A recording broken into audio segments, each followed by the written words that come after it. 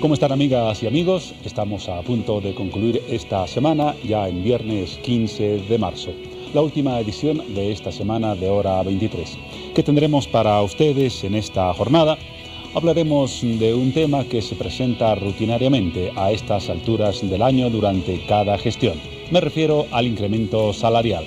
Y existe una propuesta de la Central Obrera Boliviana para que durante el año 2019 el incremento salarial sea superior al 5.5% al haber básico y a algo más del 3% al mínimo nacional. El gobierno aún no se ha pronunciado, pero sí lo han hecho los sectores correspondientes al área privada, que han indicado que la pretensión de la Central Obrera Boliviana es excesiva. Pero más allá de este tema está la cuestión de fondo. ¿Corresponde hacer un incremento salarial en este porcentaje y con las típicas variables? Hablaremos de ese tema más adelante. Un tema del panorama internacional. Esta semana ha sido trágica para la aviación mundial tras el accidente el pasado fin de semana del Boeing 737 MAX en Etiopía, que dejó decenas de muertos. Este avión está operando en Bolivia.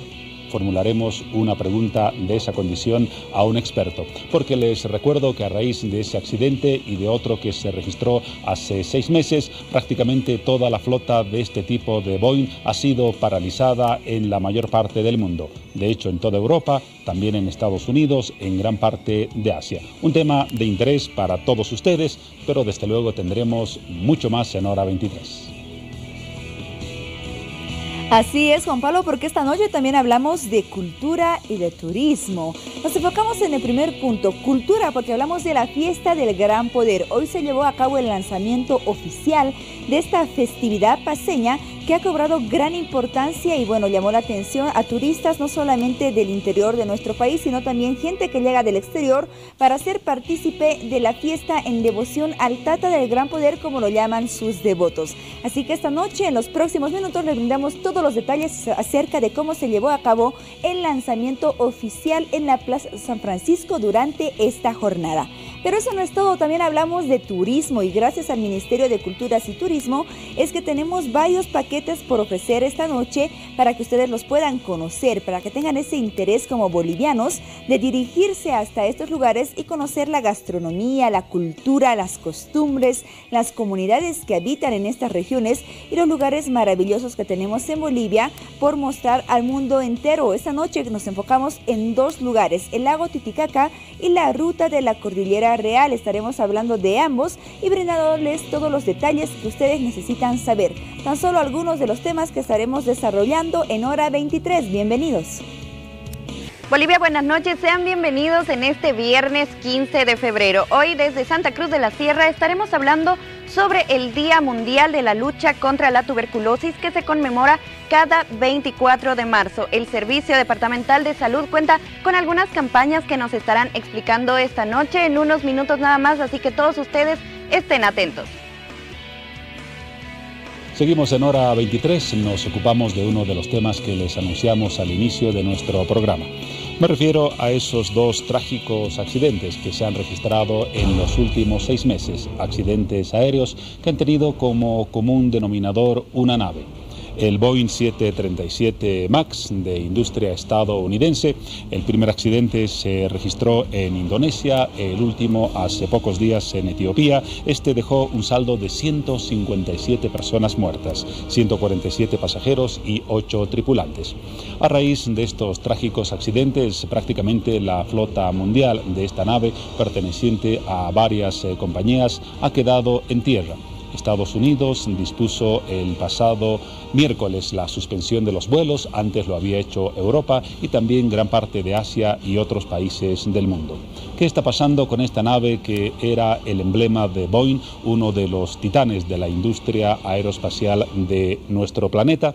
Vamos a tratar de dar respuesta a esta pregunta y lo vamos a hacer con nuestro amigo Samuel Montaño, experto en armas y armamentos, pero desde luego también con conocimiento en aeronáutica, que nos acompaña esta noche en Hora 23. ¿Cómo está, Samuel? Buenas noches. Buenas noches, gracias por la invitación.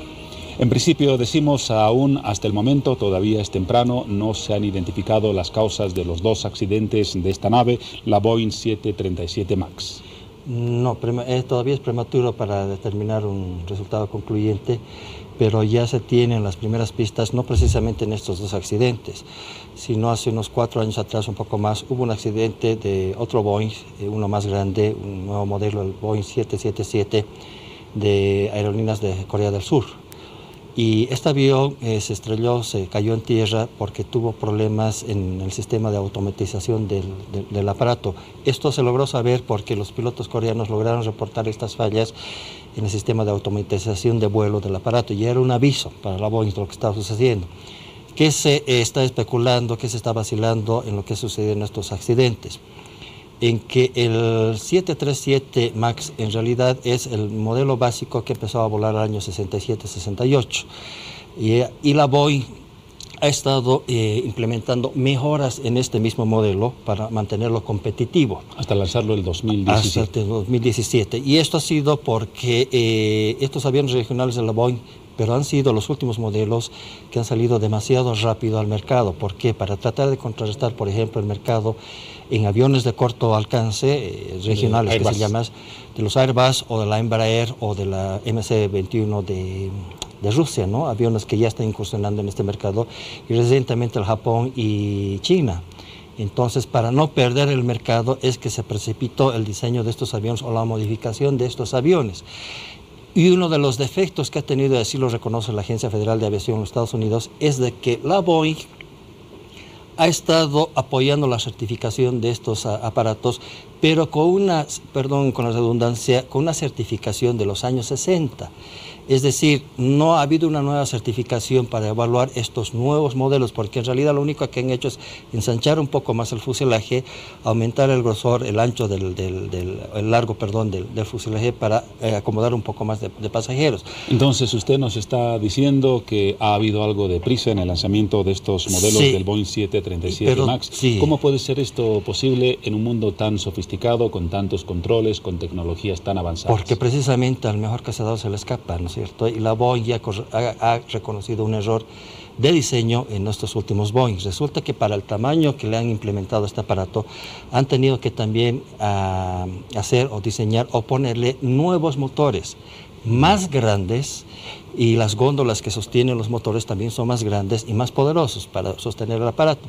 Pero esto suponía modificar las alas, sacar incluso un poco más adelante las turbinas del aparato, ya modificar el tren de aterrizaje. La turbina clásica, si pueden ver, de los Boeing 737, que está acá, es la clásica, ¿verdad? Y los modelos MAX, que llevan una turbina más grande, y esto les ha obligado a modificar el motor y acomodarlo un poco más adelante, para que la gente lo entienda, un poco más salidos del ala. Lo mismo han hecho con el tren de aterrizaje, pero esto ha prácticamente afectado al centro de gravedad de la nave, a la nivelación de la nave, que es muy importante. La Boeing ha tratado de corregir esto automatizando el avión, es decir, con sensores que cuando usted está volando, el sensor le avisa, el morro del avión o la nariz del avión se está levantando o se está inclinando.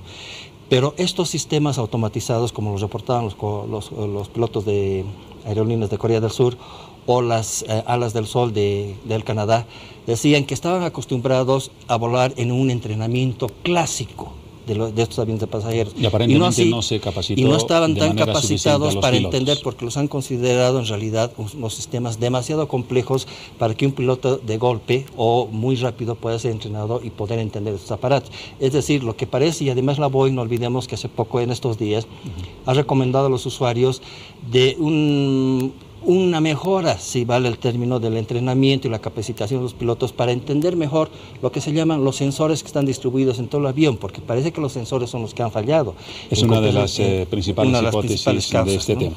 Ahora, la gente se estará preguntando, en nuestro país, ¿hay vuelos de alguna aerolínea comercial que opera en Bolivia con este tipo de aeronave? Si no me equivoco, es el Perú que ya está volando, Colombia creo que ya tiene también uno. Hay también la American Airlines, que está haciendo sus escalas en Santa Cruz. Hay el aparato. La flota actual de BOA, por ejemplo, no tiene de estos modelos, y se los tiene, pero es prescindiendo del software de vuelo. Es una tecnología que difícilmente nos van a traspasar, ¿no? Y necesita además demasiado entrenamiento. Esto se asemeja en la parte de defensa a los accidentes que tuvieron toda una flota de aviones F-16, el bloque 40, para que la gente lo entienda, el bloque 40 es como decir las computadoras Pentium 1, Pentium 2, etcétera, etcétera. Y estos F-16 tenían el diseño equivocado o mal hecho en el sistema de automatización de vuelo, de tal modo que cuando los F-16 pasaban la línea ecuatorial, la computadora le indicaba al piloto que debería dar la vuelta al avión y volar de cabeza. Y esto ha ocasionado más de 40 accidentes de este tipo de aparatos. Y era un aviso de la LUJET a la Boeing de que el sistema de automatización es como si usted le da un audífono para escuchar o unos lentes para ver, los tienen que calibrar. Los tienen que entrenar, no es la mayor parte, inclusive la Fuerza Aérea de Israel, los pilotos israelitas, ¿por qué son tan buenos en combates aéreos que han tenido hasta el día de hoy? Son las mejores fuerzas aéreas en el mundo, porque prescinden de la automatización del avión y prefieren el entrenamiento clásico, la reacción del cerebro, del cuerpo humano, es mucho mejor que una máquina. Por parte del Exacto. piloto. Entonces, ese es, me parece, el principal problema que se ha presentado en estos Boeing. Un diseño para lanzarlo en el mercado demasiado apresurado, implementándoles sistemas que necesitan su determinado tiempo de entrenamiento. Seguro Por más que sí. que usted haya volado el clásico 737, así sean 10 o 20 años, el cambiar este sistema le lleva un tiempo de entrenamiento. Ahora, de todas maneras, Samuel, una máxima de la industria aeronáutica, parece ser que a punta de errores y de tragedias se va aprendiendo y se van rectificando errores. ¿No habrá otra forma menos dramática de perfeccionar el material de vuelo? Bueno, la única forma es de que, por ejemplo, los errores que han tenido no solamente los norteamericanos, los mismos rusos, los mismos británicos, los mismos franceses, ¿por qué no se ha podido vender en muchísimos años el avión Rafale de combate de los franceses que el expresidente François Hollande de Francia tuvo él que salir de su país, viajar a la India, viajar a Egipto, viajar a Qatar para obligar a comprar el avión, porque si bien no era malo el avión, pero era demasiado complejo. Era un avión a lo que no podían responder pilotos de aquellos países o de ningún país. Entonces, la experiencia eso nos está enseñando, sí, la tecnología avanza, pero la tecnología nunca se va a equiparar al entrenamiento clásico, al cerebro humano. Porque la mayor parte de los pilotos en el mundo, sea la tecnología que sea, una buena parte de los errores, por ejemplo, los accidentes comerciales, es porque los pilotos prefieren volar en forma clásica, que es más tranquila. ¿Se acuerda de esta película, Sully, inclusive? El haber podido aterrizar en el río Potomac y demás, ha sido prescindiendo de los medios tecnológicos y solamente confiando en la habilidad del piloto, nada más. Entonces, y ese es un escollo que tienen las principales industrias de aviones, tanto de combate como de aviones de transporte civil.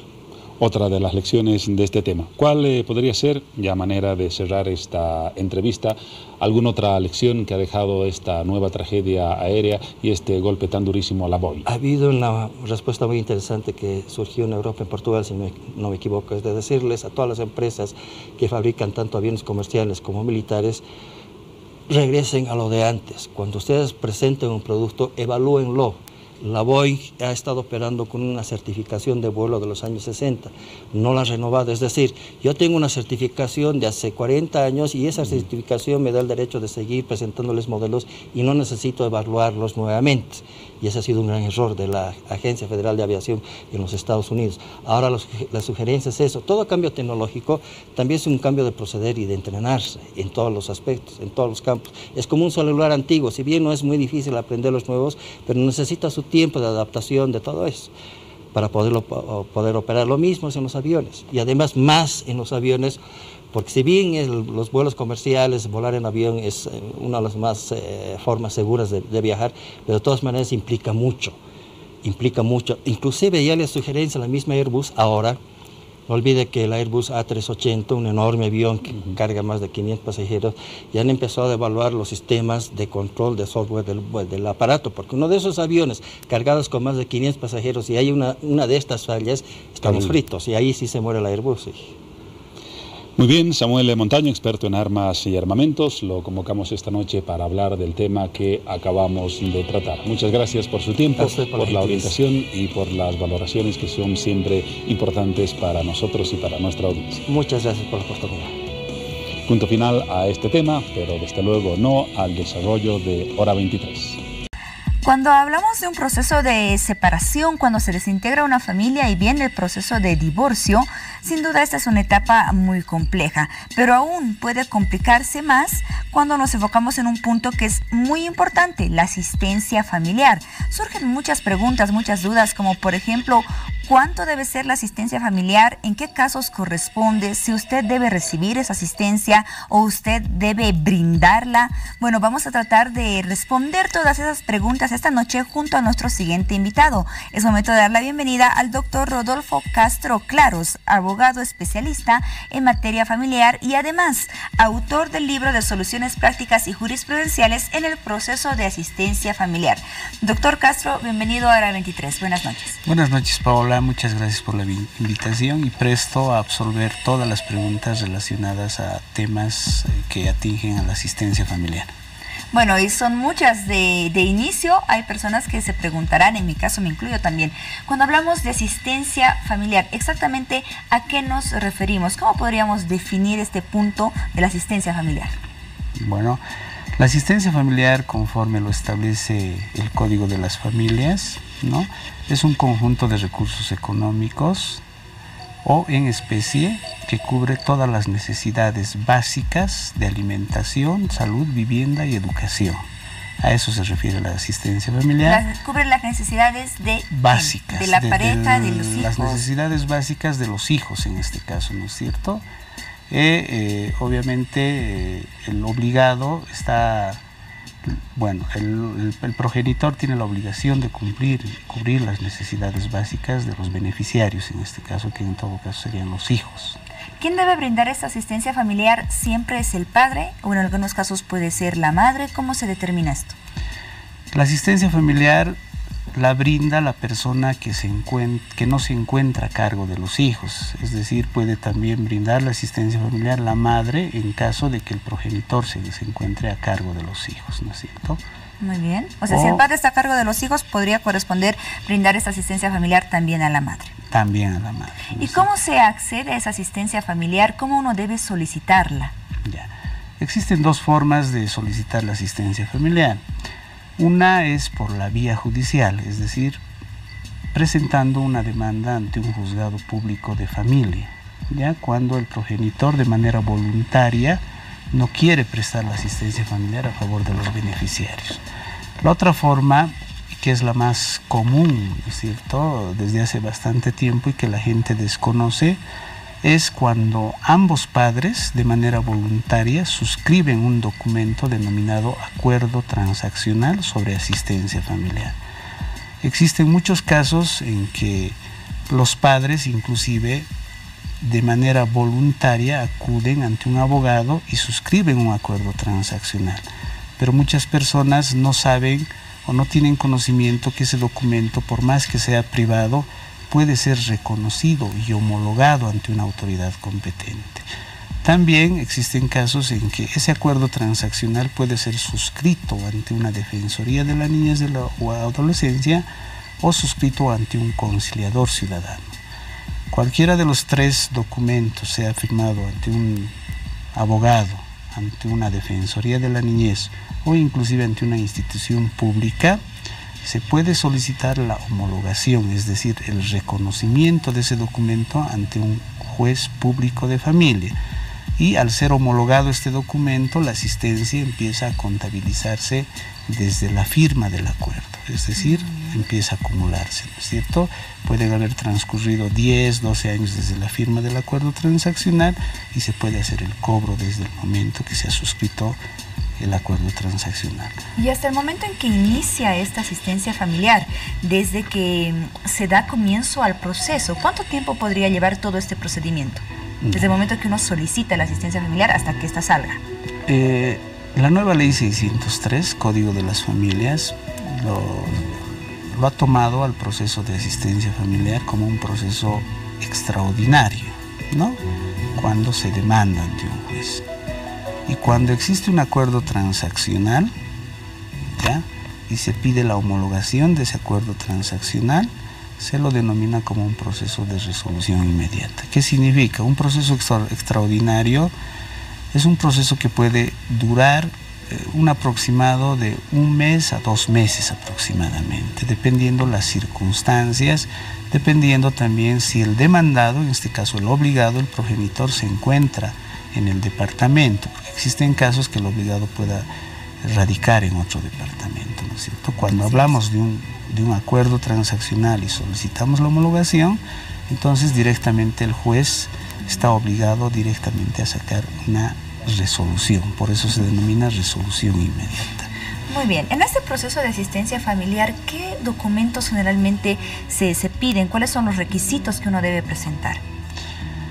Comúnmente, desde la promulgación de la nueva ley 603 han implementado un principio que se llama el principio de no formalismo, ¿no es cierto? Pero obligatoriamente sí debemos demostrar el vínculo que existe, ¿no? La filiación que existe entre el padre y el hijo. En tal caso se debe presentar obligatoriamente el certificado de nacimiento del menor y fotocopia de carnet.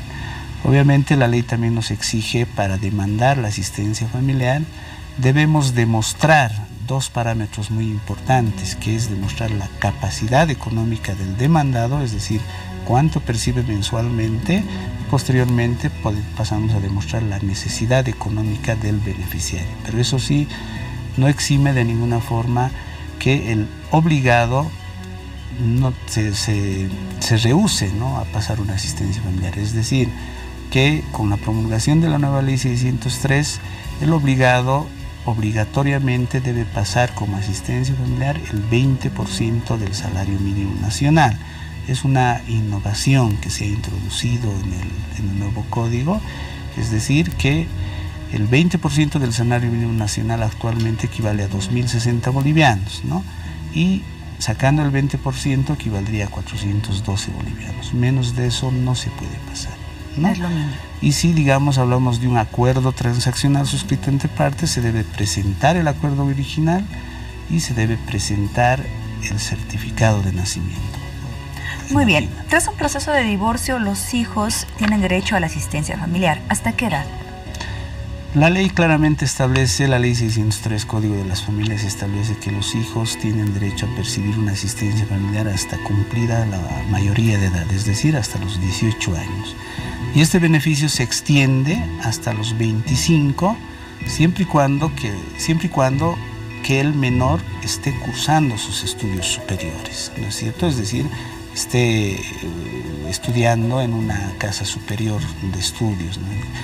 Obviamente existen condicionamientos, ¿no? Para ser más claro, tiene que ser consecuente el estudio del menor una vez cumplida la mayoría de edad, ¿no? No puede existir reprobaciones, o no puede existir, para que me entienda mejor la gente, cambio de instituto a universidad. Entonces tiene que ser consecuente. Ahí sí, el beneficiario que ha cumplido la mayoría de edad por sí solo ya puede acudir ante el juez y solicitar que se continúe pasando la asistencia familiar hasta cumplidos los 25 años de edad. Hasta los 25 años, hasta terminar los estudios superiores, que es la edad más o menos parámetro que se da para esto. Un parámetro. Muy bien. En los casos, por ejemplo, en los que no existe un proceso de divorcio, una pareja que nunca se casó, pero se dio un embarazo, ¿una mujer embarazada puede solicitar asistencia familiar pese a que nunca haya contraído matrimonio? Claro que sí, es una nueva innovación también que ha implementado la nueva ley 603. Antes no existía eso. Antes la asistencia corría desde la notificación con la demanda y no tenía carácter retroactivo, ¿no es cierto?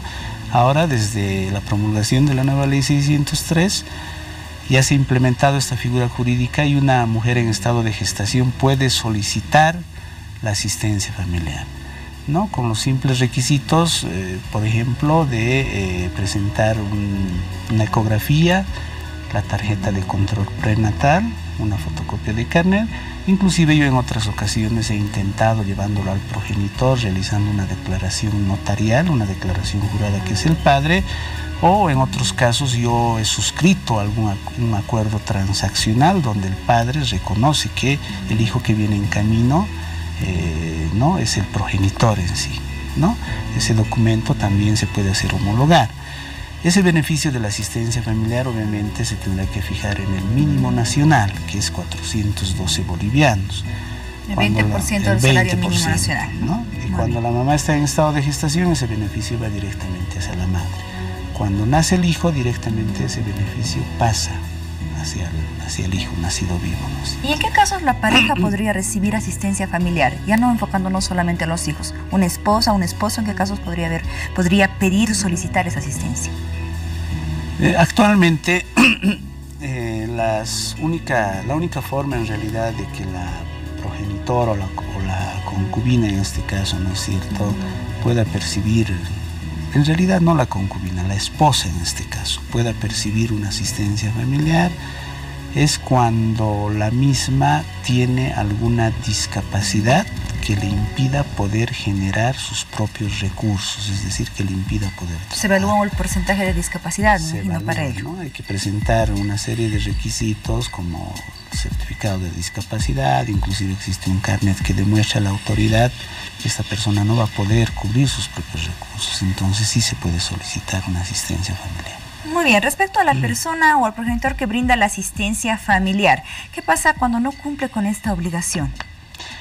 Cuando el progenitor no cumple con la obligación de pasar la asistencia familiar, debemos cumplir ciertos requisitos, es decir, mandar 3 escritos específicamente a la autoridad competente, que es el juez público de familia, en razón de que la asistencia se acumula desde la notificación, empieza a correr cuando hay una demanda de asistencia desde la notificación con la demanda. Y reitero, cuando hay un acuerdo transaccional desde la firma del documento. Al impago de la asistencia familiar van transcurriendo los meses y el monto de la asistencia familiar se va acumulando. Lo que primero tenemos que hacer es solicitar a la autoridad la liquidación de la asistencia familiar. ¿Qué significa eso? Una suma de todo lo que se ha acumulado durante todo ese tiempo, ¿no es cierto? Una vez que mandamos la liquidación, el juez pone en conocimiento de la otra parte. Posteriormente, la otra parte tiene un término de 3 días para poder observar esa liquidación.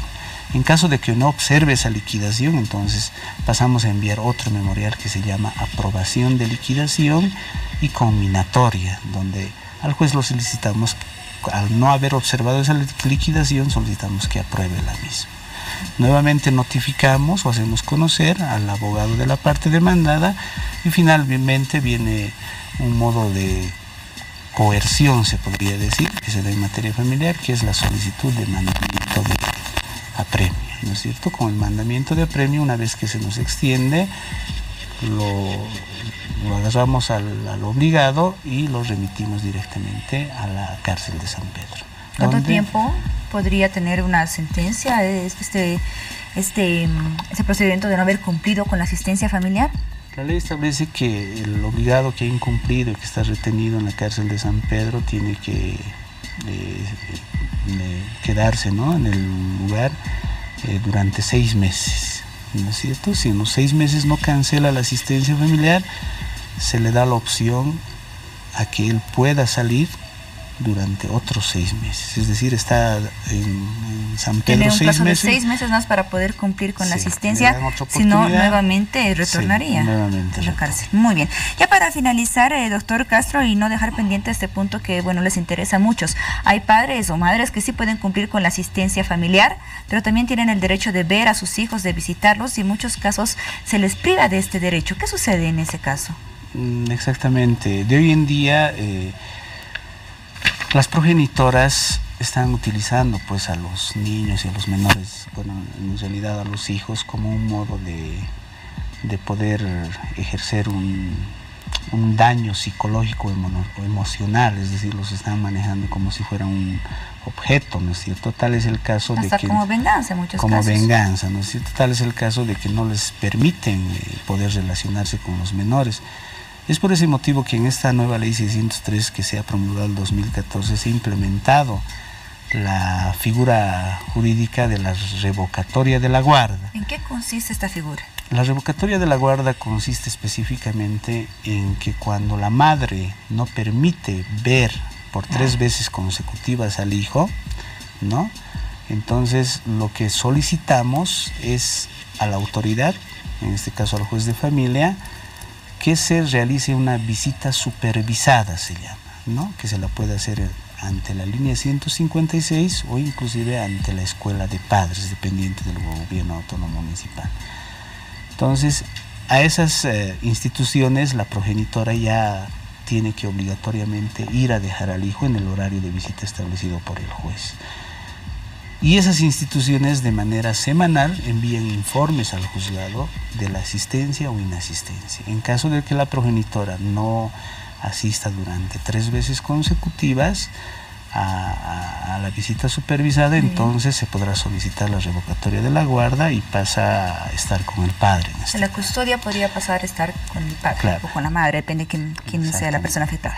Muy bien, doctor Rodolfo Castro Claros, abogado especialista en materia familiar, gracias por darnos a conocer más acerca de este tema sobre el cual todos tenemos dudas, y además felicidades por la publicación de este libro de soluciones prácticas y jurisprudenciales en el proceso de asistencia familiar, que usted lo trajo acá esta noche, lo vamos a mostrar, y bueno, es un libro en el cual nosotros podemos despejar todas esas dudas que tenemos y donde especifica claramente todos los puntos a seguir en lo que es el proceso de asistencia familiar.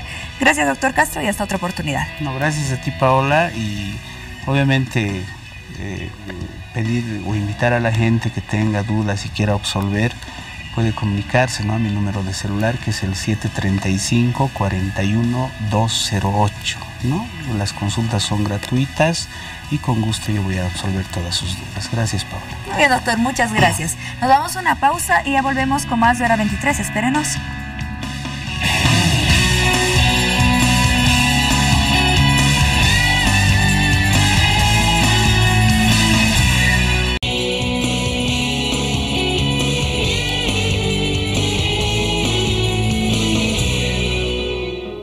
Iniciamos un nuevo bloque de Hora 23 y lo hacemos con un mensaje que llega de la mano de Amazonas y nos dice: soñemos con descubrir, soñemos con despegar, soñemos con conocer, soñemos con volar, soñemos con desafiarnos. En Amazonas soñamos cada día en ser más grandes y trabajamos para cumplir tus sueños. Vuela con nosotros, Amazonas, soñemos juntos. Recuerda que esta empresa se encuentra bajo la regularización y fiscalización de la Autoridad de Telecomunicaciones y Transportes, ATT.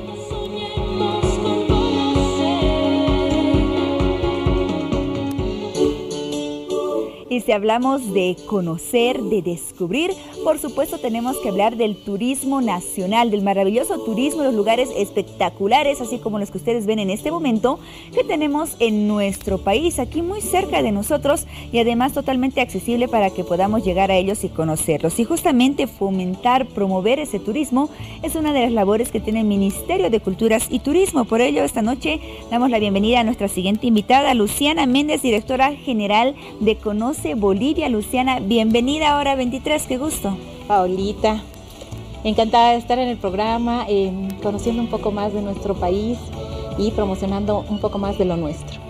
Así es, y bueno, en esta ocasión con muy buenas noticias, con 2 lugares espectaculares que tenemos en Bolivia, que son la Cordillera Real y el lago Titicaca, que forman parte de 15 destinos turísticos que se promocionan desde el Ministerio de Cultura y Turismo. ¿Por qué se ha elegido al lago Titicaca y a la Cordillera Real, Luciana? Pues tú lo dijiste, espectacular. Tenemos naturaleza, tenemos cultura, tenemos antropología. Antes de la entrevista me decías, tenemos medicina. Tenemos tantas cosas que los bolivianos mismos no conocemos, Paola, así que es importante empezar por algo. Estamos empezando con el lago y cordillera. Vamos a tener unos recorridos increíbles, circuitos increíbles, donde vamos a conocer más de sus costumbres en el lago, más de su gastronomía. Queremos rescatar el patrimonio, tenemos que preservar el patrimonio. Y qué mejor que conocerlo primero. Así que vamos a motivar a todos los bolivianos a que conozcamos un poquito más de lo nuestro. Así que con este lanzamiento que hemos hecho, con este video, vamos a conocer mucho más. Hay muchas sorpresas que ya vamos a venirles diciendo poco a poco. Me imagino que se está trabajando mucho en la promoción de estos lugares turísticos. ¿Cómo se trabaja en ello? ¿Qué actividades ustedes realizan para promocionarlos y para incentivar a todos los bolivianos, a los jóvenes, a las familias, a los niños, a que se dirijan hasta estos lugares turísticos? Bueno, es importante, te decía un poquito antes de la entrevista, que es importante que trabajemos coordinadamente, ¿no? Entonces estamos interactuando con el empresario privado, con los emprendimientos comunitarios y que trabajemos con las autoridades locales, departamentales y nacionales, ¿no? Voy a rescatar una parte que decían en el lanzamiento, es importante decirlo, cuando hay coordinación y cuando se trabaja unificado, la promoción es perfecta. No, es perfecta. Entonces, comentarles, tú me preguntabas cómo hacen la promoción. Bueno, lo primero es conocer, identificar el lugar. Lo primero es que podamos ir mostrando al público qué tenemos, mostrando a la población qué tenemos y definitivamente invitarlos y sacarles una pequeña curiosidad para que las familias, para que los jóvenes puedan ir a conocer, se incentiven más por conocer lo nuestro. Entonces, pues vamos a hacer una promoción conjunta, absolutamente todos, desde el más chiquitito de la familia hasta las autoridades más arriba. Vamos a coordinar todos para que esta promoción salga al mundo. Esa es la idea. Qué importante es que se realice ese trabajo coordinado desde las comunidades que viven en estas regiones maravillosas, con las autoridades que son ustedes, por supuesto, con cada uno de nosotros, y que exista un trato cordial a todas las personas que llegan hasta la región para conocerla y para descubrir más. Exacto. Estamos trabajando también mucho en formar más a las personas, si bien tienen los conocimientos, si bien tienen todos nuestros ancestros, todos los conocimientos, pero tener un mejor servicio, una mejor calidad de servicio siempre es bueno ir mejorando mucho más.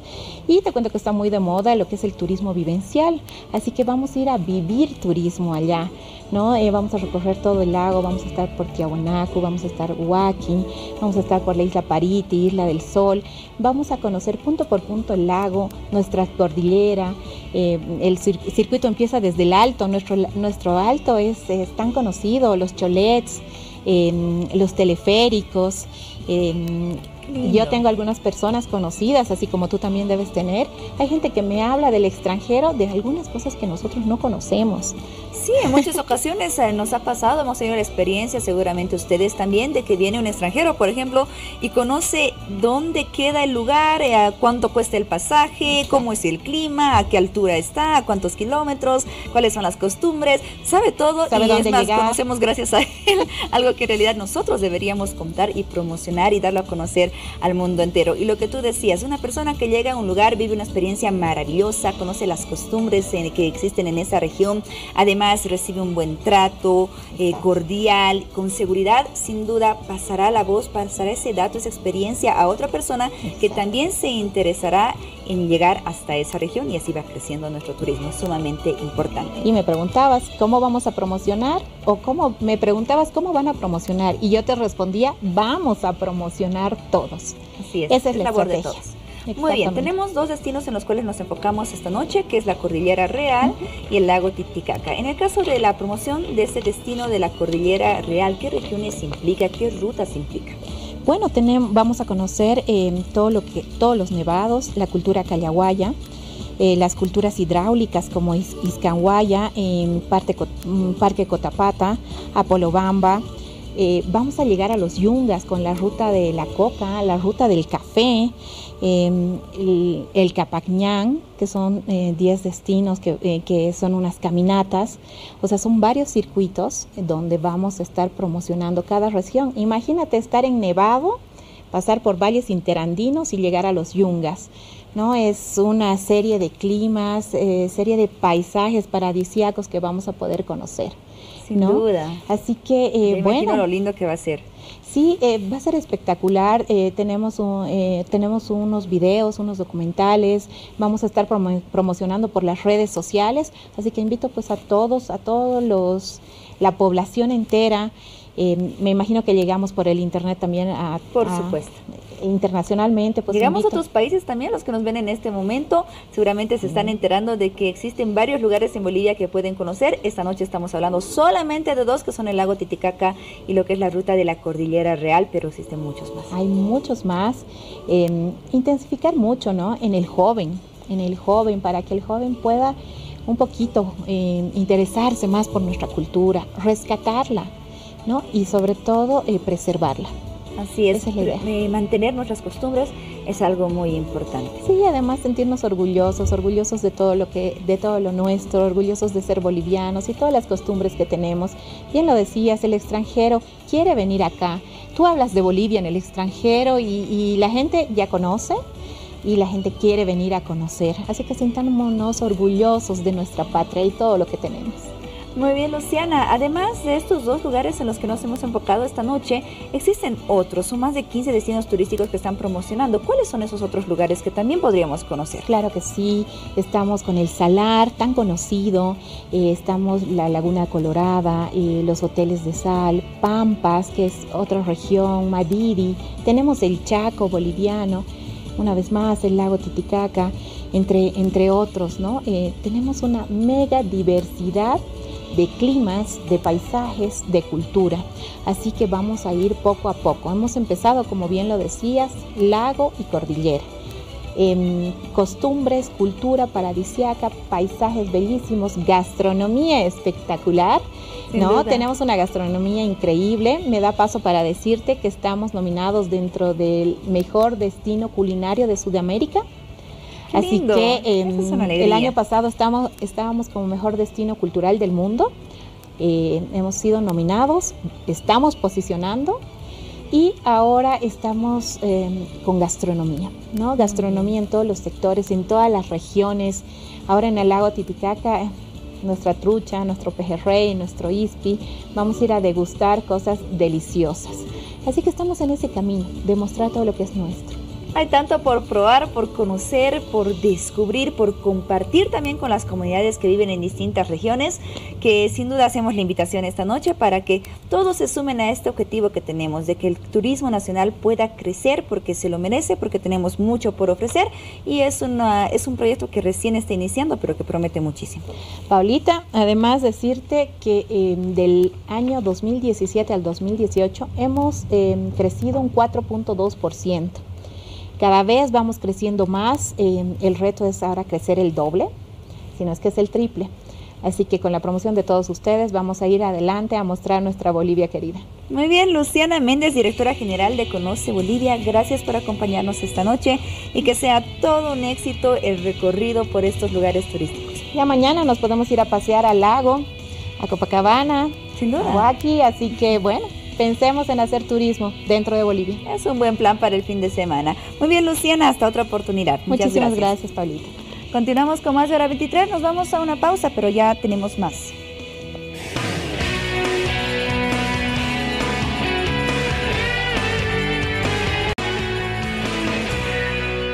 Y es momento de hablar de una festividad paceña sumamente reconocida, ya muy bien posicionada, que reúne lo que es la cultura, el folclore de nuestro país, pero sobre todo la fe y devoción al Tata del Gran Poder, como lo llaman los devotos. Hablamos justamente de ello, de la fiesta del Gran Poder que ustedes ven en este momento en pantallas. Ahí ven los platilleros, las bandas, las danzas, los danzarines, los trajes maravillosos y por supuesto el Señor del Gran Poder, a quien se ofrece y se debe toda esta festividad y toda esta importante actividad.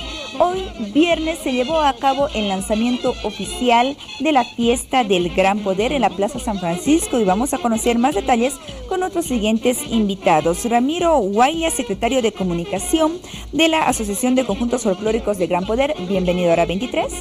Bueno, muy buenas noches, gracias por la cobertura. También damos la bienvenida a Roger Paco, vicepresidente de la Asociación de Conjuntos Folclóricos de Gran Poder. Bienvenido, Roger. Muy buenas noches y gracias por la invitación. Hoy ha sido el gran lanzamiento de nuestra festividad Señor Jesús del Gran Poder 2019. El lanzamiento oficial, ¿cómo se ha llevado a cabo toda esta actividad? ¿Cómo ha sido el desarrollo? ¿En qué consistió el acto central? A ver, cuéntenos más detalles. Bueno, el lanzamiento hoy se ha realizado. Conjuntamente hemos invitado a diferentes autoridades nacionales, departamentales y de la ciudad de La Paz especialmente, al alcalde, toditos han presenciado conjuntamente con el Ministerio de Cultura, hemos hecho el lanzamiento y justamente también se ha realizado una mini entrada con las fraternidades más destacadas hoy, que ha sido un éxito en la Plaza San Francisco. Sin duda, porque se van preparando desde mucho tiempo atrás para esta actividad que es el Gran Poder y también para lo que es el lanzamiento. ¿Con cuánto tiempo de anticipación comienzan ya las preparaciones? Bueno, la Fiesta Mayor de los Andes empieza a partir de noviembre del anterior año, con las primeras recepciones de las primeras fraternidades, que es el transporte pesado, ¿no? Es una de las primeras fraternidades que hace su recepción social. Así sucesivamente van haciendo un cronograma todas las morenadas de la fastuosa entrada de Gran Poder, ¿no? Entonces, antes del carnaval ya terminan las recepciones, para luego nosotros ya iniciar con el lanzamiento oficial de la Fiesta Mayor de los Andes. Este lanzamiento ya lo hemos hecho hoy día, entonces ya a partir de ahora nos toca ya organizar todo lo que ya son las bajadas o los recorridos o ensayos que nosotros denominamos, ¿no? Entonces las fraternidades a partir de esta fecha ya mandan ya sus notas solicitando hacer sus recorridos. Este recorrido generalmente lo hacemos a partir del puente Topater, culmina en la iglesia de Gran Poder. Este recorrido es generalmente hacen su ensayo con sus respectivas bandas, van bajando, entonces hacen su respectivo recorrido y sucesivamente van cada semana tras semana, van las fraternidades de danza pesada, liviana, autóctona, hacen su recorrido hasta llegar hasta la Fiesta Mayor de los Andes. Y después tenemos también ya lo que son las romerías. Las romerías ya... ¿Qué son las romerías? Estas romerías también las programamos en función, conjuntamente con el Santuario Mayor del Gran Poder, con el Padre, con él conjuntamente se programa para hacer las romerías. Las fraternidades las dividimos en 3 grupos, a partir de cada viernes en las noches hacemos las bajadas también, ¿no? Hacemos una especie de romería con velitas al Tata, en devoción al Tata, entonces entramos de rodillas a la iglesia del Gran Poder para pedir su bendición, todas las fraternidades con respectivos estandartes, ¿no? Muy bien, son muchas las actividades previas que se llevan a cabo rumbo a esta fiesta grande que es la Fiesta del Gran Poder. ¿Cuándo se va a celebrar esta entrada folclórica que todos conocemos y sobre todo que es una muestra tan grande de devoción? Bueno, este año la fastuosa entrada del Señor Jesús de Gran Poder va a ser el 15 de junio, el sábado 15 de junio, y donde van a estar presentes todas las autoridades principalmente. Justo hoy día también hemos celebrado, ¿no? Este año la UNESCO se va a pronunciar sobre que nosotros hemos postulado para ser Patrimonio Inmaterial de la Humanidad, Gran Poder, y nosotros estamos bien con fe en nuestro Señor que vamos a ser patrimonio, que también hemos trabajado la carpeta para mandar allá. Y ya están bastante tiempo detrás de este nombramiento de la UNESCO. Hemos mandado por eso hoy día. Este año se va a pronunciar la UNESCO, entonces ya hemos subsanado, nos han mandado desde allá que algunas cositas que teníamos que subsanar, pero este año se pronuncia, entonces este año con la fe vamos a ser Patrimonio Inmaterial de la Humanidad ante la UNESCO. Eso es lo que todos esperamos, sin duda. Sí, eso justamente, ese es nuestro gran anhelo nosotros como la Asociación de Conjuntos Folclóricos de Gran Poder, que afilia 74 fraternidades de diferentes danzas. Son 74 fraternidades las que estarán presentes este año. ¿Alrededor de cuántos danzarines? Mire, ya sobrepasado, por ejemplo, ya nos faltan locales. Hemos trabajado ya con el municipio que nos den los garajes, los parqueos, que ya hay una ley que no podemos, las bebidas ya no se pueden tomar en las calles, ¿no? Normamos también nuestras fraternidades. Han sobrepasado, por ejemplo, una fraternidad nomás tiene casi 2.000 bailarines. La mayoría tienen una plaza, antes eran de 100, ahora de 500, de 800, 1.000. Tienen bastantes componentes las fraternidades. No también las morenas, sino también todas las danzas livianas, autóctonas que están afiliadas a nuestra asociación. Muy bien, y bueno, hoy se llevó a cabo el lanzamiento de esta fiesta grande y también contó con la presencia de invitados especiales, ¿cierto? ¿Quiénes estaban como invitados importantes de este lanzamiento? Bueno, como año tras año hacemos el lanzamiento oficial, generalmente siempre trabajamos con el Ministerio de Culturas, a la cabeza de la ministra Vilma Alanoca. Invitamos, ha estado el señor presidente Evo Morales, el señor alcalde Luis Revilla, el prefecto de La Paz, y bueno, todas las autoridades, delegados de las 74 fraternidades, los fundadores, pasantes, los fraternos, las bandas de sus respectivas fraternidades, hemos realzado esta fiesta, ¿no? Es una de las más importantes de La Paz. Y a la vez también tenemos un trabajo mancomunado con el gobierno central, es la construcción de la sede, que es en la calle Ingavi. Este año pretendemos, se va a ejecutar esta obra, es muy importante para nosotros, es la sede de la Asociación de Conjuntos Folclóricos Gran Poder, es un proyecto mancomunado con el Estado, con la ayuda del gobierno, y ese es el proyecto también que ya de aquí en adelante ya vamos a proyectar y vamos a construirlo, ¿no? Muy bien, cuánto nos alegra todo ello y bueno, sin duda se lo merece esta fiesta que ha llegado a concentrar la atención tanto a nivel nacional como internacional. Ramiro Guaya, Rocker Paco, gracias a ambos por acompañarnos esta noche y por darnos a conocer más acerca de la fiesta de Gran Poder y del lanzamiento oficial que se llevó a cabo durante esta jornada. Ya falta muy poco para que podamos vivir la fiesta grande. Sí, gracias Paulita por la invitación. Bueno, pues invitar a todo el pueblo paceño que el 15 de junio va a ser nuestra fastuosa entrada, van a estar en la presencia de la UNESCO, entonces este año tenemos que demostrar la Asociación de Conjuntos Folclóricos de Gran Poder, nuestra fastuosa entrada de Gran Poder 2019. Gracias Paola por la invitación. A ti, Roger Paco, vicepresidente de la Asociación de Conjuntos Folclóricos de Gran Poder, de la misma forma a Ramiro Guaya, secretario de comunicación de la misma asociación. Les agradecemos a ambos por acompañarnos esta noche y bueno, que como todos los años, esta gestión también sea un éxito, lo que es la entrada del Gran Poder. Será esta otra oportunidad, estaremos atentos a las novedades que surgen. Seguimos en Hora 23, estamos ya en otro sector de información. Seguramente en los últimos días ustedes escucharon hablar sobre el tema de salarios. Estamos en una época en la que comienza a gestionarse con propuestas, con rechazos, con pronunciamientos y con muchas declaraciones el incremento salarial que se aplicará en la presente gestión 2019. De hecho, la Central Obrera Boliviana ya ha formulado un planteamiento, un incremento salarial superior al 5.5% al haber básico y algo más del 3% al mínimo nacional. Estamos una vez más en el camino correcto de la discusión y el análisis de este tema, una de las muchas preguntas que surgen al respecto. Y algunas de esas preguntas las vamos a formular al analista económico Mike Gemio, que nos acompaña esta noche en Hora 23. ¿Cómo está Mike? Bienvenido. Muchas gracias por la invitación, siempre contento de estar en el programa y bueno, más aún pudiendo hacer algún análisis económico que le sirva a la población. Seguro que sí. Hablemos del tema cuyos antecedentes mencionaba hace instantes. Estamos inevitablemente condenados año tras año a recurrir a la fórmula de equiparar el incremento salarial con lo que es el índice de inflación del año anterior, o hay algunas otras posibilidades de salir de este chaleco de fuerza. Bueno, en realidad lo que marca la inflación es en realidad el piso de la negociación.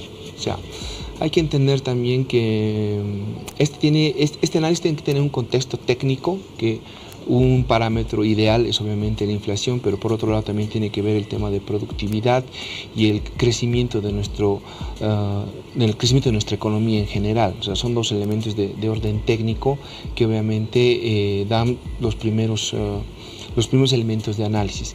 Sin embargo, claro, este es un análisis que también corre en lo político, ¿no? Porque son fuerzas, son intereses los que al final están en medio, interés de orden económico, vale decir empresarios y obviamente el sector de empleados, que obviamente es también grande en el país, pues tiene también intereses para que su salario pueda subir, ¿no? Entonces yo creo que es bien complejo al final del día lo que se entrama dentro de lo que sale como resultado el número final, que tiene que ver con un incremento salarial.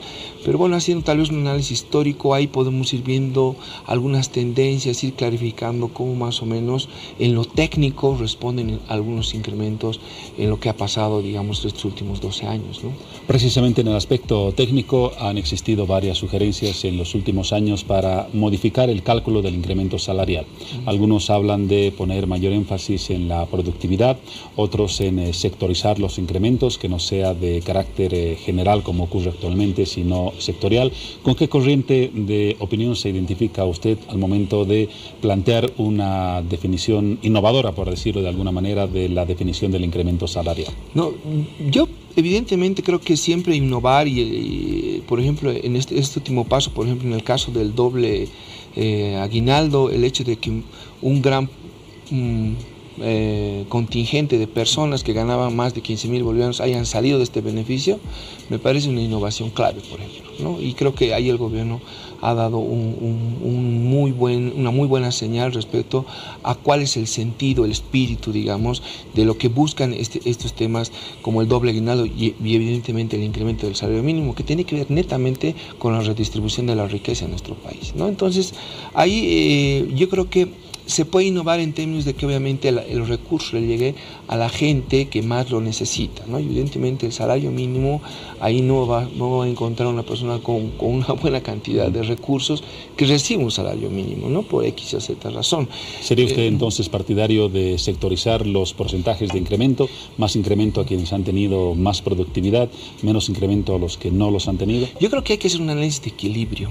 Te digo por qué, porque evidentemente si tú haces un análisis sectorial del crecimiento económico, evidentemente no vas a comparar sectores como el de hidrocarburos, que evidentemente es grande, recoge una buena cantidad de recursos, pero en términos de velocidad es mucho más lento. O sea, es más, en algunos años se ha jugado en contra del PIB, ha tenido números negativos. Y por ejemplo, un sector que es relativamente interesante, pero no tan grande como el de hidrocarburos, que es el tema de agricultura, que tiene una tasa superior al 9% de crecimiento, entonces, en promedio. Entonces, es bien complicado, porque ahí tendrías que ver volúmenes respecto a velocidades de crecimiento. Entonces, creo que lo ideal es empezar a pensar en un número, un incremento salarial que obviamente no afecte a los de abajo, ¿no? Estamos hablando de las economías de pronto más pequeñas, manufactura, por ejemplo, que crece rápido, pero que es pequeña, ¿no? Pero obviamente tiene un gran contingente de personas que emplea. Entonces, y por el otro lado tiene sectores con menos cantidad de personas, pero que obviamente corren riesgos más altos de pronto. Pero el punto es obviamente que se encuentre un número que genere un equilibrio entre todos los sectores, no se afecte a los pequeños, pero tampoco evidentemente vaya a engrosar la cantidad de recursos que reciben los grandes, ¿no? Hay banca, por ejemplo, es un elemento bien fundamental, ¿no? Banca emplea una gran cantidad de personas, entonces hay que generar un mecanismo de equilibrio. Aunque es un debate largamente postergado y no creo que lleguemos a desarrollarlo en esta gestión, porque ya comienzan las prisas de las presiones de uno y otro sector. Pero si utilizamos la fórmula tradicional de los últimos años, el año 2018 la inflación alcanzó al 1.51%, por lógica y aplicando el modelo de los últimos años, el incremento salarial no debería ser superior a este índice. Sí, a ver, yo estaba viendo algunos números y haciendo una relación entre lo que podría pasar, con lo que ha pasado en realidad en los anteriores años, usando la inflación y obviamente las tasas de crecimiento con las cuales hemos ido manejando los últimos años. Hay un elemento bastante interesante, ¿no? El comportamiento que tiene, por ejemplo, estos incrementos salariales en términos de las variaciones que se han generado respecto al año anterior, tienen casi el mismo comportamiento que tiene la inflación inicialmente, ¿no? O sea, nos manejamos respecto a la inflación. Eso es bueno porque obviamente da un carácter técnico al cálculo, ¿no? Y obviamente en términos del crecimiento económico hemos tenido igual un comportamiento similar, ¿vale? Es que cuando hemos crecido, obviamente las tasas de crecimiento de nuestro salario mínimo han sido mayores, ¿no? Hay por ejemplo, como ejemplo te puedo dar, hemos incrementado el salario mínimo en 20, 23 y 20% respectivamente los años 2011, 2012, 2013, ¿no? Entonces son años que todos conocemos, nuestro incremento, nuestra tasa de crecimiento en el PIB ha sido bastante alta. Superior al 6%. Correcto, y obviamente, pero en contraproducente también hemos tenido tasas de inflación relativamente altas, ¿no? 7.18, 6.90, entonces son números también que han mostrado que había una pérdida de valor adquisitivo de nuestra moneda, pero también hemos crecido en lo económico, o sea, no hay que olvidar que el PIB es una medida de flujo, no es una medida de stock, no es que el PIB lo tenemos en nuestro bolsillo, ¿no? O sea, es la cantidad de circulante que tiene nuestra economía. Entonces, evidentemente, eso, si bien te da un panorama de cuánta plata se está manejando dentro de la economía, eso no significa que esté en los bolsillos de la gente. Ahora, en un estado de crecimiento como el que se encuentra la economía, ¿será prudente manejar variables como las que propone la Central Obrera Boliviana para el incremento salarial e incluso para el salario mínimo nacional? Yo creo que, como te decía un momento, los números que ha planteado la Central Obrera Boliviana no las veo tan descabelladas, ¿no? Porque obviamente para el caso específico del salario mínimo, este 3% es el que se ha dado el año pasado, ¿no? Pero para el incremento salarial casi triplican el índice de inflación. Seguro, pero el punto específico tiene que ver, no te olvides, con la inflación en sí, que es menor a la del año pasado, ¿no? Entonces, el año pasado estábamos con 2,71, ahora estamos con 1,51, pues la inflación es menor. Ahora, es un punto porcentual que ha variado, ¿no? En términos de la inflación, y nuestro crecimiento económico ha variado unos cuantos puntos más, o sea, 4,25 creo que hemos cerrado el 2017 y hemos cerrado el 2018, estaríamos por cerrar con 4,26 creo, pero obviamente ese dato todavía no lo tenemos. Es también bueno tener un compás de espera. Hay que hacer notar además que el número del PIB, el que va a cerrar el 2018, no ha sido publicado todavía, ¿no? Entonces ese es un número fundamental, porque ese te va a dar estos términos que te preocupan también y obviamente a mucha gente, el tema de productividad. Ver con cuánto ha cerrado el año en términos de crecimiento del PIB es también fundamental para entrar a la mesa de negociación política. En conclusión, entonces, sería saludable, aunque quizás ya no estemos una vez más a tiempo de definir nuevas variables para el incremento y para el cálculo del incremento salarial. Y punto número 2, que verdaderamente exista un espíritu tripartito en la definición del incremento, gobierno, trabajadores y empresarios, cosa que no ha ocurrido en los últimos años. Tenemos la esperanza que ojalá no se pierda y se ahogue una vez más. No, yo creo que en grandes rasgos las medidas de política social que tienen que ver con el salario mínimo hasta ahora no han afectado al corazón macroeconómico de nuestro país, si quieres, ¿no? O sea, nuestras tasas de crecimiento todavía siguen siendo las más grandes de Latinoamérica, nuestro tema de inflación se encuentra bastante controlado y obviamente nuestras tasas de desempleo todavía se encuentran entre las más bajas de la región. Entonces, estas decisiones de política económica, independientemente un poco de los actores, que coincido bastante contigo, independientemente de los actores que entran a la mesa de negociación, las decisiones que se han tomado en lo social han tenido buenos efectos en lo económico. Y eso al final, obviamente, a nosotros como economistas son los que nos importa demasiado y que pensamos que estas medidas de política pública pueden ser efectivas, tanto en el resultado en sí como en el proceso mismo de la construcción. Porque claro, el resultado es el que al final hace que todos los bolivianos nos beneficiemos, ¿no? Aunque a propósito de las cifras, aún no hemos revertido el decrecimiento de la economía de los picos de 6% que tuvimos hace algunos años, el actual que está cerca al 4,5%. Sí, ese es un tema que no hay que olvidar también del contexto internacional, ¿no? O sea, muchos de los países de la región tienen un alto grado de dependencia de recursos naturales, de venta de materia prima. Entonces todos estos bienes en los últimos años han sufrido decrecimientos en sus precios y obviamente muchos de los países, muchos de nuestros vecinos se han venido abajo en sus tasas de crecimiento, a excepción de Bolivia. Nosotros sí hemos sufrido un decrecimiento, pero de muy bajo impacto, digamos, ¿no? Entonces creo que en lo general, ¿no? Evidentemente tal vez en lo menudo que hay que de pronto hablar de cuáles son los actores precisos y los momentos, toca hacer un análisis, pero creo que hasta ahora la conducción del tema económico en nuestro país está dando buenos resultados y claro, en la medida que estos resultados vayan generándose sostenibles en el tiempo, pues son los mecanismos que tenemos que tomar, ¿no? Pero bajar del 6,8% de crecimiento al 4,5% no es un descenso drástico. No, porque mira, en ciclos económicos se habla de que a partir de 4% es una tasa de crecimiento aceptable. Evidentemente no crecemos como países como la India, como China, con velocidades mucho más aceleradas, pero no hay que olvidar que el pasado de nuestro país es una matriz productiva pues bastante bastante clásica, digamos, por darle un término así más coloquial, ¿no? Nuestra matriz productiva pues depende mucho de recursos naturales. En este proceso de transformación de la matriz productiva creo que se están dando grandes avances. Eso ha hecho que no nos decenamos, porque lo racional hubiera sido que ese 6 se convierte en un 2 o en un 1. No te olvides que el promedio en Latinoamérica para este año es 1.2, pero los años pasados han sido hasta tasas negativas de crecimiento. Entonces se ha venido abajo prácticamente toda la economía de la región, y de 6 a 4 yo todavía veo que pues son números todavía alentadores, ¿no? Y claro, evidentemente no podemos alegrarnos de que la tasa de crecimiento sea menos, pero bajo el contexto obviamente es un buen indicador. Un punto de vista y una perspectiva del tema. Desde luego existen otras que se manifiestan en el análisis económico. Muchas gracias, Mike Gemio, por las valoraciones del tema, la política salarial, un tema que generará noticias seguramente en las próximas semanas. Muchas gracias al programa y a ti por la entrevista. Creo que siempre es un gusto conversar contigo. Decimos lo mismo. Hasta pronto.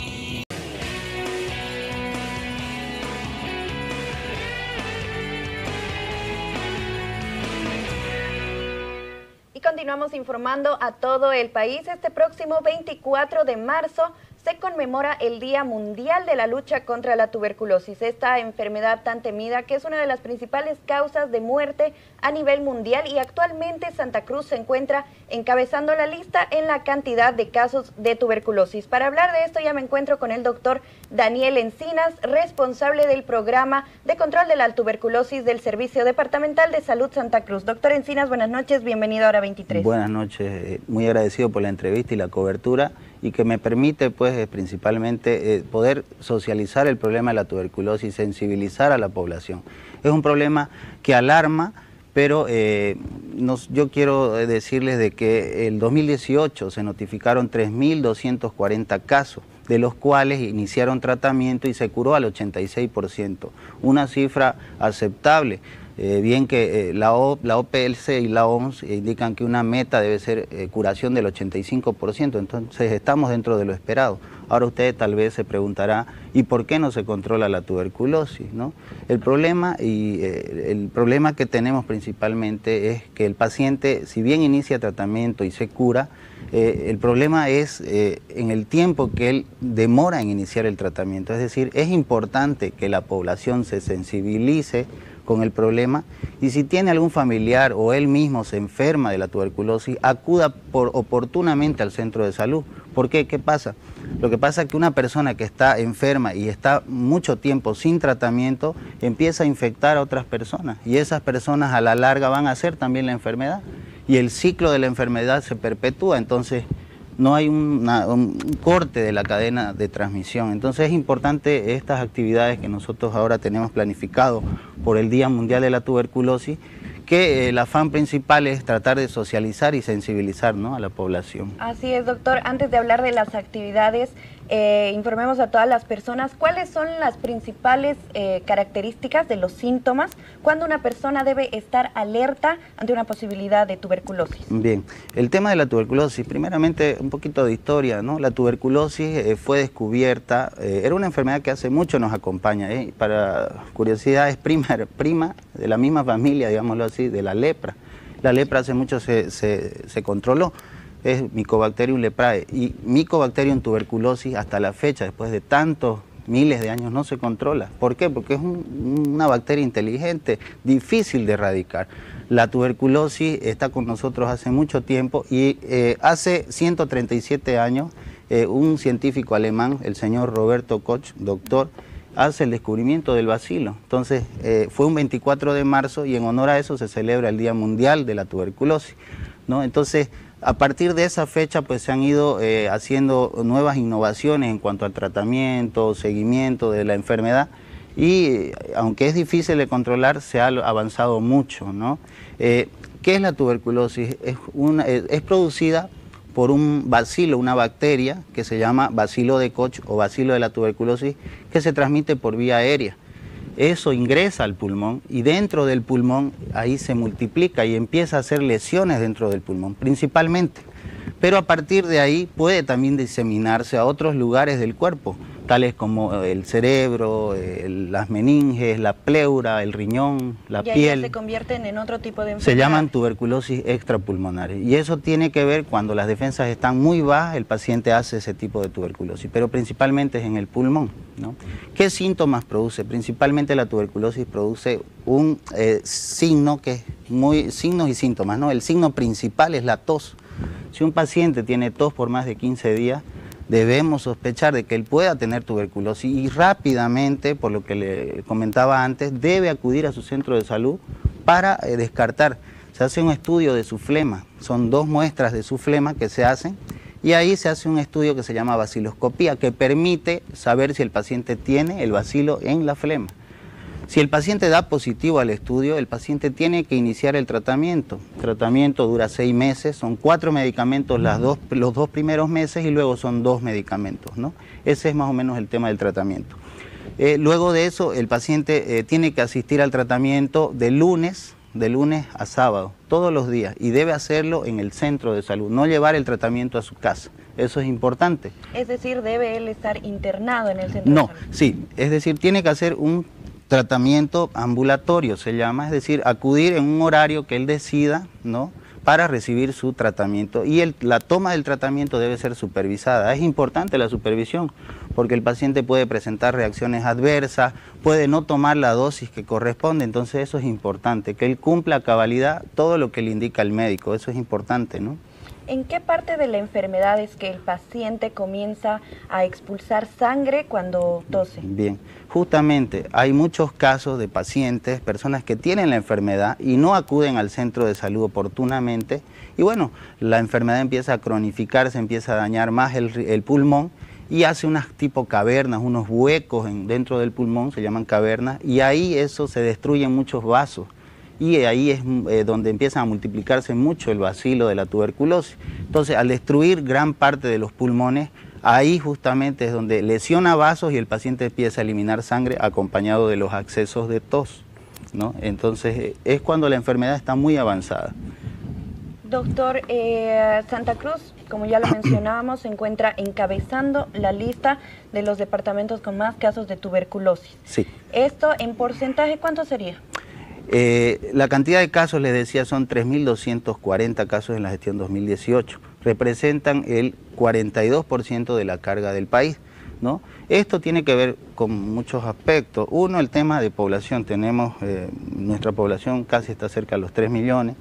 Tenemos alta incidencia de enfermedades como la diabetes, que son enfermedades que bajan las defensas, el tema del VIH, el tema del estrés puede influir en las defensas, la alimentación no saludable, el tema de migración del campo a la ciudad, la gente llega a enfrentarse a condiciones inhumanas a veces porque llega a un lugar donde se hacina, donde no tiene las condiciones de buena alimentación, entonces eso hace que bajen las defensas y bueno, se desencadene la enfermedad, porque casi la gran parte de la población está infectada, muchos mueren incluso infectados sin hacer la enfermedad, ¿no? Entonces, si bajan sus defensas, que se llama algún descuido que el bacilo pueda tener de nosotros en cuanto a nuestras defensas, pues se manifiesta la enfermedad, ¿no? En tiempos pasados se decía que la tuberculosis era la enfermedad de la pobreza. Actualmente eso quedó descartado exactamente. Porque tiene que ver más con un tema Sí. de alimentación, ¿verdad? Mire, hablando de a qué grupos afecta la tuberculosis es un problema social y médico. Un problema social, ¿por qué? Porque afecta a los grupos etarios entre los 15 y los 45 años en su mayoría, ¿no? Y este grupo generalmente coincide con la etapa productiva de la vida. Son la gente que lleva el sustento al hogar y si se enferma y si tiene que hacer un tratamiento de 6 meses, imagínense, muchas veces el paciente abandona su fuente de trabajo o es estigmatizado y discriminado y por eso abandona el tratamiento y no lo cumple o prefiere hacer su tratamiento. Entonces, económicamente afecta a la sociedad y a la familia. Entonces, tiene unas implicaciones sociales, ¿no? Y ahora con el tema del VIH y la diabetes, pues se ha visto de que pacientes de clase media, media alta, tienen la enfermedad porque esto mella las defensas, el tema del VIH. Paciente que tiene VIH y no inicia su tratamiento antirretroviral, poco a poco va bajando en cuanto a las defensas y bueno, en un momento surge la enfermedad. El tema de la diabetes tener mucho tiempo la enfermedad de la diabetes y sin un control adecuado, no ir al médico a hacer la consulta, pues también baja las defensas, ¿no? El tema del estrés, le decía yo, la mala alimentación. Son factores que hacen de que ya no sean propios de la tuberculosis de la clase baja, ¿no? Económicamente disminuida, ¿no?